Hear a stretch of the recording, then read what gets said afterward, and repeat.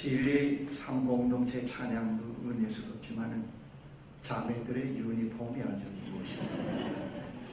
여러분 새해를 맞이해서 주님과 함께하는 행복한 금년 한 해가 되시기를 바랍니다.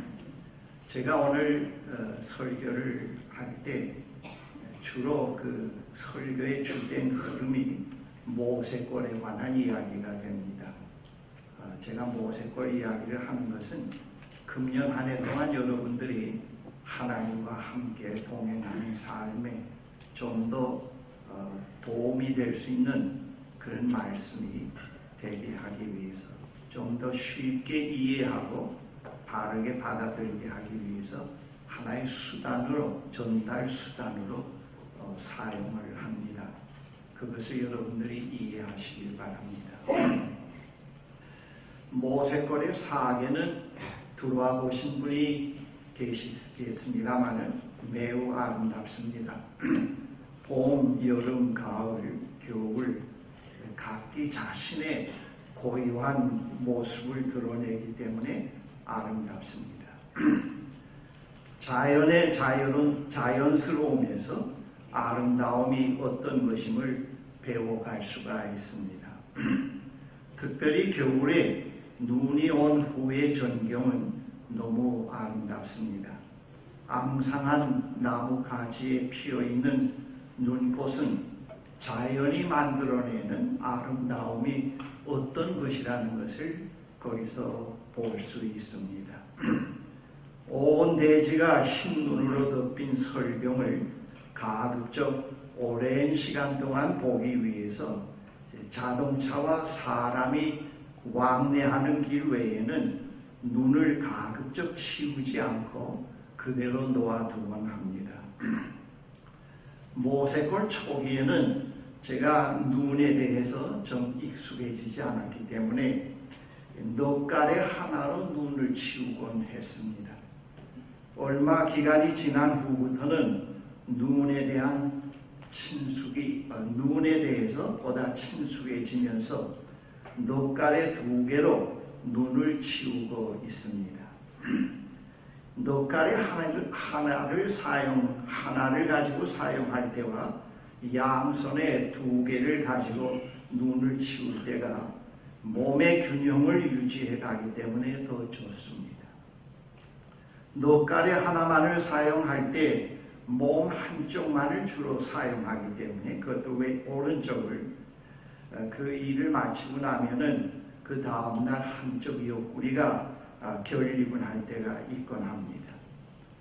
그런데 양손에 넉 갈래를 가지고 눈을 치운 후부터는 그러한 증상도 없고 신체적으로도 더 좋은 운동이 되고 있습니다. 그렇게 2시간 정도 눈을 치우고 나면은 몇 일분의 운동량이 되곤 합니다. 사소한 일이지만은 여기서 삶의 균형을 유지하는 것이 중요하다는 사실을 배우고 깨닫게 됩니다. 균형이 깨어질 때 몸에 이상이 생기게 됩니다. 균형을 깨뜨리는 것은 몸의 손상을 불러들이는 그런 의미가 됩니다. 저는 모세골 초기부터 우리가 먹는 식단 전체를 짜지는 않지만은 몇 가지를 강조해 오고 있습니다. 음식을 만들 때 너무 짜고 맵게 하지 말 것, 그리고 조미료를 가급적 사용하지 말고 할 수 있는 한 자연의 맛을 살려보라고 하는 것입니다. 그리고 이 튀김을 하지 말라고 강조합니다. 이 튀김은 기름을 항상 신선한 기름을 써야 되기 때문에 그것도 어렵거니와 이 기름을 사용한 다음에 그걸 냉장고 밑에도 갖다 놓고 처리가 상당히 어렵습니다. 그리고 또 의사가 저를 튀김을 먹지 말라고 해서 하지 말라고 제가 저를 위해서도 강조하고 있습니다. 제가 이러한 것들을 강조해 오는 것은 식단의 균형을 깨뜨리지 않기 위해서입니다. 균형이 깨진 식단은 먼 안목으로 볼 때 몸을 병들게 하는 요인이 됩니다. 모세골 하루 일과는 아침 묵상으로 시작됩니다. 묵상 후에 모든 가족이 스트레칭에 참여하도록 독려하고 있습니다. 스트레칭을 해보면은 우리의 게으름과 무관심으로 우리 신체에 퇴화된 부분이 너무 많다는 것을 스스로 깨달을 수 있습니다. 하루 중에 중요하지 않은 일, 게으름, 핑계로 시간을 소모시키며 살아가다 보면은 우리의 몸이 자꾸 약해져 갑니다. 그렇게 될 때 우리는 약으로 몸을 회복시켜 보려고 하지만은 그러한 사고방식은 잘못된 것입니다. 건강은 건강할 때 지키라고 하는 교훈과 같은 말이 있습니다. 건강한 삶의 방식을 다 내던져 버리고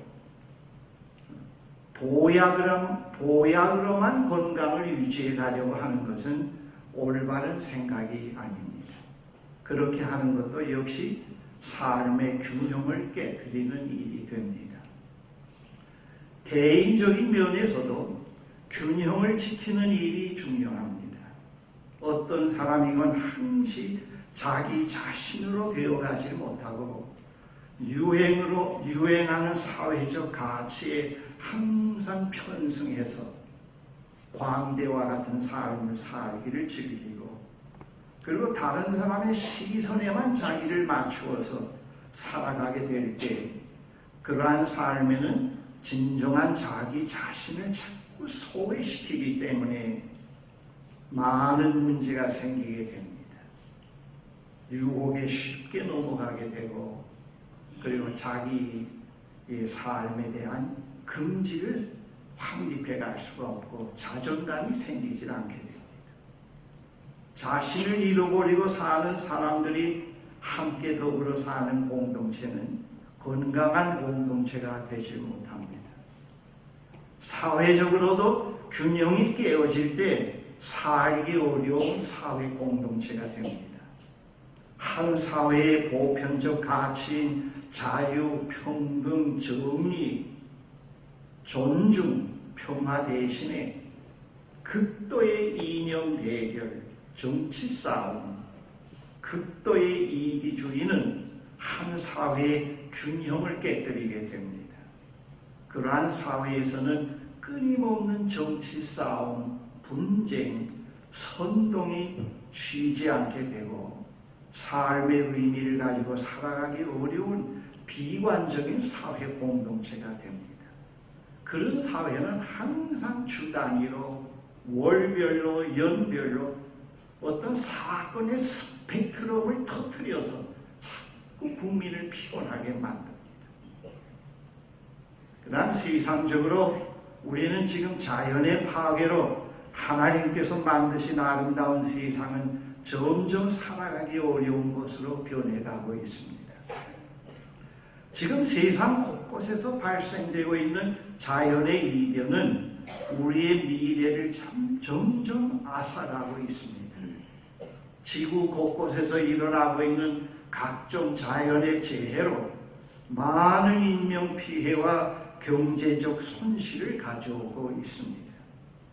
자연의 균형이 깨어질 때 그 피해는 다른 대상이 아닌 우리 인간이 받게 됩니다. 자연의 균형을 깨뜨리는 것은 재앙을 자초하는 일이 됩니다. 삶의 균형을 유지해가는 것이 중요한 이유는 균형을 잃어가는 삶, 그런 사회에서는 행복한 삶을 기대할 수가 없습니다. 개인적으로나 사회적으로, 우주적으로 균형이 깨어진 삶, 그런 사회, 그런 세상에는 질병과 혼돈과 허무와 중독이 지배하게 됩니다. 우리가 존경하며 사랑하는 사도 베드로는 본문에서 이렇게 말씀합니다. 8절에 근신하라, 깨어라, 너희 대적 마귀가 우는 사자같이 두루다니며 삼킬 자를 찾는다 그랬습니다. 새번역에 정신 차리고 깨어 있으십시오. 여러분의 원수 악마가 우는 사자같이 삼킬 자를 찾아서 두루 다닙니다. 그랬습니다. 영역본이 많이 있는데 그 여러 영역본 중에 Amplified Bible이라는 것이 있는데 그것과 이 메시지 두 번역본을 제가 읽고 거기서 본문을 다시 한번 의역화시킨 내용은 이러합니다. 균형을 잘 지키십시오. 여기 정신 차리고 깨어 있으라는 말이 균형을 잘 지키십시오라는 번역으로 가능합니다. 마귀가 덤벼들 태세를 하고 있습니다. 여러분의 방심을 틈타는 것보다 마귀가 좋아하는 것도 없습니다. 사도 베드로는 균형을 잡아야 할 이유를 마귀가 덤벼들 태세를 하고 그가 방심을 틈타는 것을 매우 즐기기 때문이라고 말씀합니다. 이 말씀을 다시 의역하면은 마귀에게 유효, 영어로 어드밴티지를 빼앗기지 말라고 하는 뜻입니다. 주지 말라고 하는 뜻입니다. 여러분 운동 경기 종목 중에 유도에서 두 선수가 맞붙어서 팽팽하게 대결할 때 어느 한쪽 선수가 조금만 방심하게 되면은 유효를 내주게 됩니다. 두 선수 중에 유효를 먼저 많이 얻은 선수가 이기게 됩니다. 사도께서 마귀에게 유효를 주지 말라고 하십니다.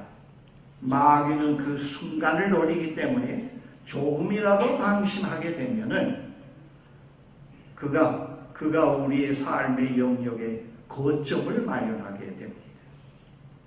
전쟁에서 양 진영이 서로 유리한 고지를 차지하려고 싸웁니다. 그래야 상대방을 제압할 수 있습니다. 만약 차지하고 있던 전략적 고지를 상대에게 내어주게 되면은 전쟁에 패하게 되고 상대방의 포로가 됩니다. 신앙생활에서도 이 마귀에게 고지를 빼앗기게 되면 그의 종으로 살아가게 됩니다. 우리는 이미 죄의 종에서 해방이 된 자유인이 아닙니까? 그런데 우리가 다시 마귀의 종이 될 때는 죄의 종이 되어서 살아가게 됩니다. 우리가 잘못하면 우리의 삶의 중요한 자리를 모두 마귀에게 할애해 놓고 그것을 전혀 의식하지 못하고 살아갈 수가 있습니다. 그러한 신앙생활에는 하나님 나라가 없습니다. 그렇게 될 때 그의 삶을 지배하는 것은 성령이 아니고 마귀입니다. 마귀가 지배하는 삶에는 자유, 평강, 기쁨, 희망이 없습니다. 사탄은 단번에 우리 삶을 점령하지 않습니다. 조금씩 점진적으로 침범을 합니다. 이러한 우화가 있습니다. 어느 상인이 낙타를 타고 사막을 가다가 날이 저물었습니다. 상인은 낙타를 밖에 있게 하고 자기는 천막을 치고 그 안에서 잠을 잤습니다. 얼마쯤 자다가 눈을 떠보니까 낙타의 콧등이 천막 안으로 들어와 있어서 주인이 호통을 쳤습니다. 나가라. 낙타가 주인에게 이 콧등이 너무 시려서 그러니까 코만 들여놓을 테니까 양해해달라고 그랬습니다. 주인이 허락하고 다시 잠을 자게 되었습니다. 근데 얼마큼 자다가 보니까 목 전체가 들어와 있습니다. 주인이 또 호통을 칩니다. 낙타는 다시는 더 들어오지 않을 테니까 목만 허락해달라고 합니다. 그럼 또 자다가 잠시 이상해서 눈을 떠보니까 이 앞다리와 몸 반 전체가 다 천막 안에 들어와 있었습니다. 주인은 다시 묵인하고 잠이 잠시 한쪽 구석에 쪼그리고 앉아서 잠이 들었는데 하루 이상해서 또 눈을 떠보니까 이 낙타 전체가 천막 안에 들어와서 자리를 잡았습니다. 주인은 밖으로 쫓겨났습니다. 균형 잡힌 삶을 위해서 언제나 삶의 리듬을 잃어버리지 않아야 합니다. 모세골의 한 주간의 삶은 크게 두 부분으로 나누어집니다. 화요일부터 금요일까지 공동생활로서 모세골 영내에 거하는 형제 자매들 누구나 모두의 하루 생활이 아침 묵상으로 시작해서 운동, 공동 식사, 각기 맡은 일, 노동, 저녁 모임으로 마감하게 됩니다. 그리고 토요일부터 월요일까지 각기 개인의 생활을 갖습니다. 모세골에서 공동생활과 개인 생활을 구분하는 것은 개인의 삶이 없이 공동생활만도 균형을 깨뜨리게 되고 또 개인 생활, 공동생활 없이 개인 생활만도 균형을 깨뜨리는 것이기 때문에 이렇게 짰습니다. 화요일부터 열심히 공동생활에 참여하다 보면은 주말이 가까워오면서 개인 생활이 그리워집니다. 주말의 개인 생활은 한 주간을 뒤돌아보는 시간이면서 때때로 토요일 아침에 홀로 있는 시간에 조용히 커피를 끓여서 커피 한 잔을 마시는 순간은 그 행복감이라는 건 말할 수가 없습니다. 야, 이거 커피 한 잔으로 이렇게 행복하구나. 조용한 가운데서 그런 것을 느끼곤 할 때가 있습니다. 그러다 보면 월요일부터 공동생활이 그리워지면서 화요일부터 시작되는 공동생활에 즐거운 마음으로 참여하게 됩니다. 이제는 이러한 생활의 리듬이 몸에 배어 있습니다. 그런데 여기에 주의해야 할 점이 있습니다. 공동생활을 건성으로 보내고 매주 개인 시간만을 기다리고 밖으로 나갈 계획만 세우면서 살아가는 것은 벌써 균형을 잃어버린 삶입니다. 주중 공동생활과 개인생활 양쪽이 다 자신에게 소중하게 여겨지면서 자원해서 참여하는 삶이 되어야 공동생활이나 개인생활 모두가 이 돈으로 살 수 없는 가장 소중한 것을 자꾸 얻어간다고 하는 것을 자기 스스로 깨닫게 됩니다. 공동생활에서 아무런 의미와 가치를 발견하지 못하고 하루하루 지루함과 무료함과 타인의 시선과 권유에 의해서 살아가는 삶에서는 개인의 삶이나 공동체 삶이나 다 무의미한 것이 됩니다. 그건 남을 속이지 않는 것처럼 보이지만 그건 자기를 속이는 겁니다. 그러한 삶은 이미 균형이 깨어진 삶입니다. 그렇게 사는 것이 체질화될 때 벌써 사탄에게 삶의 중요한 자리를 내어주게 됩니다. 자신은 모르지만 삶의 균형을 깨뜨리지 않고 살아가려고 하면은 다른 사람의 시선에 얽매여 살지 않고 은밀한 가운데 계시는 하나님이 주목하는 가운데서 살아가는 삶을 진지하게 배워가야 합니다. 이 삶을 배워가고 익숙해질수록 그 소중한 가치를 자꾸 깨닫게 됩니다. 그리고 생을 다른 사람을 위해서 살아주는 것이 아니라 자유인으로서 책임있게 생을 살아가는 것을 배워가야 합니다. 생을 하나님이 주신 특권이며 기회며 책임이라는 사실을 깨달아갈 때 우리는 균형이 깨어지지 않은 삶을 살아가게 됩니다. 그리고 사탄에게 기회를 제공하지 않게 됩니다. 삶의 균형을 바르게 잡아가는데 필요한 마음가짐으로 허영심에서 자꾸 떠나야 돼요. 남과 비교하는 삶에서 자꾸 떠나야 됩니다. 그리고 욕심에서 자꾸 떠나야 됩니다. 그리고 건강한 자존감을 자꾸 배양을 해야 됩니다. 고난이 우리의 삶의 균형을 깨뜨리게 하는 요인이 될 수도 있다는 것을 사도는 말씀합니다. 고난은 마음의 평안을 깨트리며 하나님에 대한 신뢰를 약화시키며 걱정에 사로잡히게 합니다. 이 고난은 질병도 될 수 있고 실패도 될 수 있고 재난도 될 수가 있습니다. 그런데 사도는 고난이 우리의 삶의 균형을 깨트리는 요인이 되지 않고 우리의 삶의 균형을 바르게 하는 요인이 된다고 하는 희망적인 메시지를 들려주고 있습니다.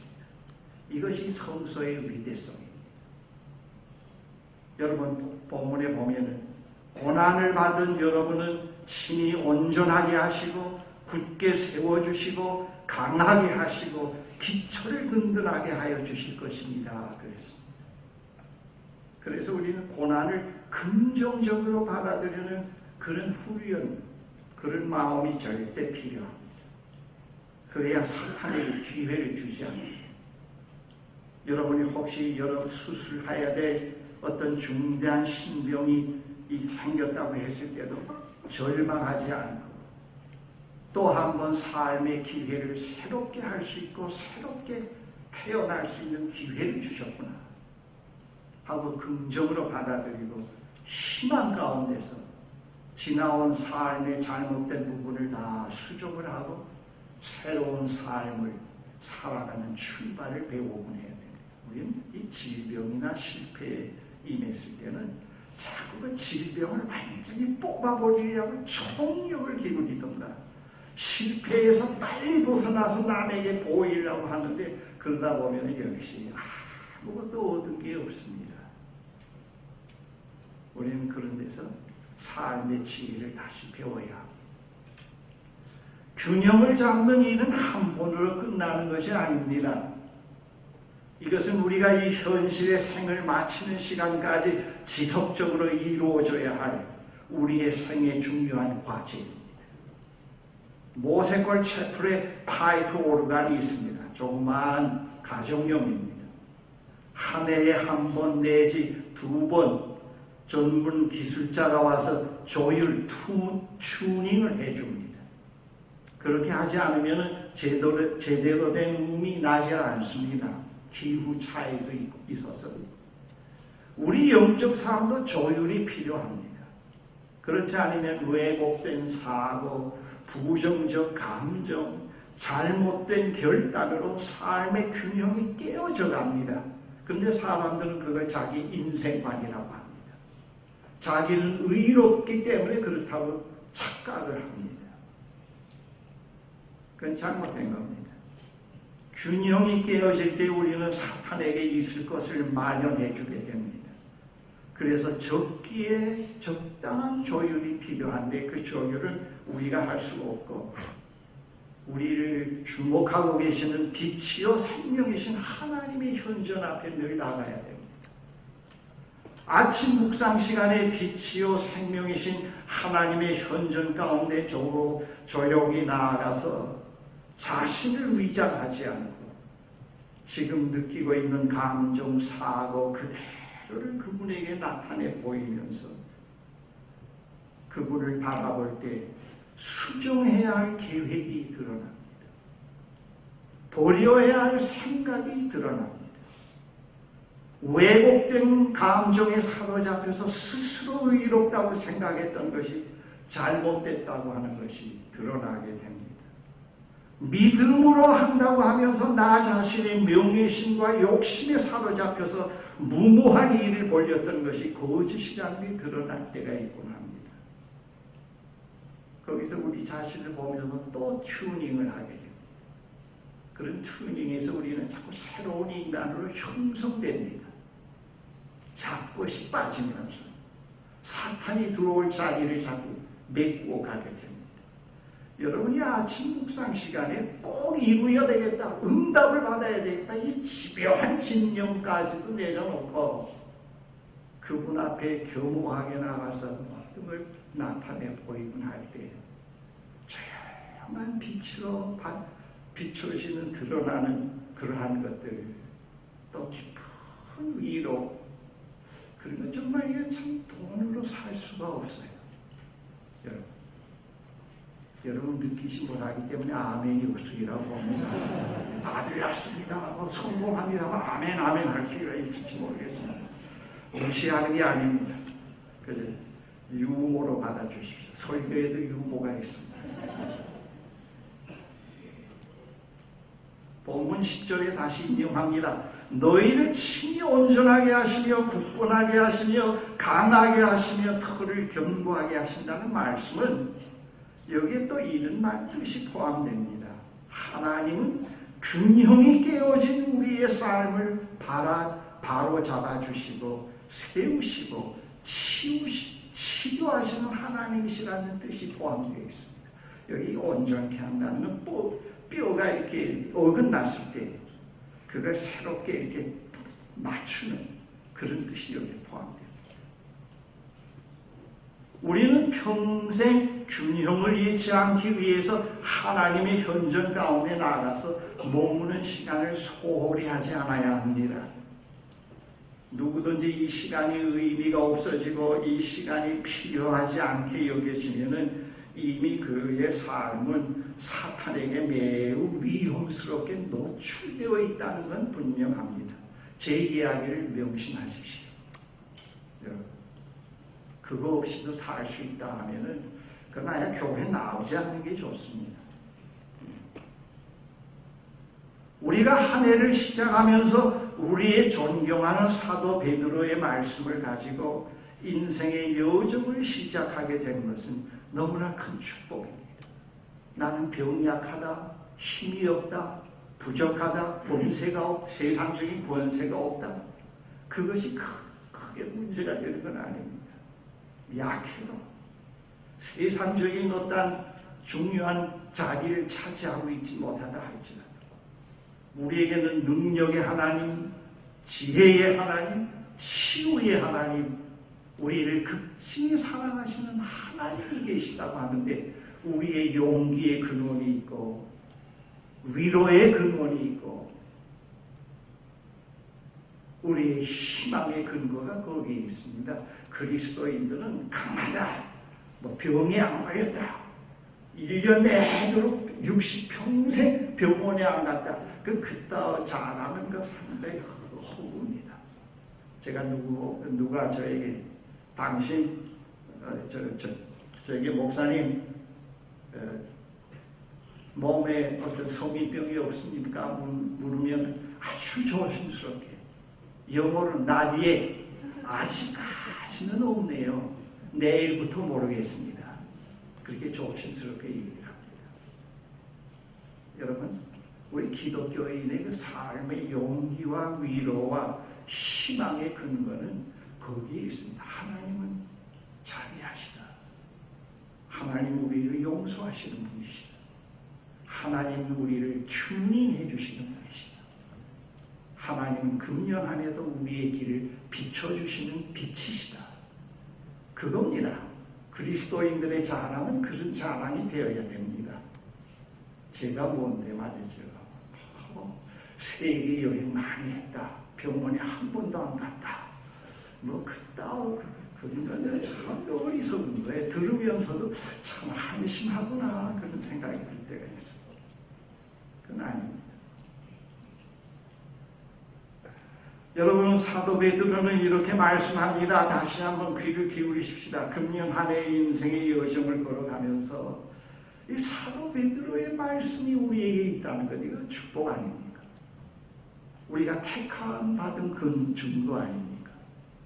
우리가 하나님의 사랑을 받은 자라고 하는 확신을 여기서 가질 수 있지 않겠습니까? 이런 위로의 말씀이 들려진다는 것, 이것이 내 마음에 간직될 수 있다는 것, 이 말씀을 하고 계시는 그분이 함께 하신다는 것. 여러분, 다시 한번 새 번역으로 읽어드리고 제 설교를 마칩니다. 정신을 차리고 깨어 있으십시오. 균형을 지키십시오. 여러분의 원수 마귀가 우는 사자같이 삼킬 자를 두루 찾아다닙니다. 믿음에 굳게 서서 악마를 맞서 싸우십시오. 여러분도 아는 대로 세상에 있는 여러분의 형제 자매들도 다 같은 고난을 겪고 있습니다. 모든 은혜를 주시는 하나님, 곧 그리스도 안에서 여러분을 자기의 영원한 영광에 불러들이신 분께서 잠시 동안 고난을 받은 여러분을 친히 온전하게 하시고 굳게 세워주시고 강하게 하시고 기초를 든든하게 해 주실 것입니다. 여러분, 이 이상 더 보장이 어디 있겠습니까? 여러분, 여기 성령이 있습니다. 권세가 영원히 하나님께 있기를 빕니다. 기도하십시오. 사랑의 하나님, 2014년도 또 하나님과 함께 인생의 여정을 시작하게 됨을 감사합니다. 우리는 약하고 사탄에게 쉽게 노출되어 있고 유혹에 쉽게 넘어갈 수 있고 쉽게 변절할 수 있고 하나님을 배반할 수 있는 그런 사람들입니다. 쉽게 낙심도 하고 쉽게 잘난 척도 하고 그렇습니다. 조그마한 명예를 얻어서 굉장한 것처럼 허세를 부릴 때도 있습니다. 그러나 하나님은 여기에 노란하시지 않습니다. 하나님은 참되시고 겸손하시고 진실하시고 사랑으로서 우리와 동행하고 계십니다. 우리를 계속 균형 잡힌 삶으로 바로 세워가시는 아버지십니다. 금년 한 해도 이분 하나님과 함께 이 전능하신 하나님과 함께 친숙하게 되게 해주십시오. 그리고 참된 삶을 배워가는 한 해의 여정이 되게 해주시옵소서. 예수 그리스도의 이름으로 기도합니다. 아멘.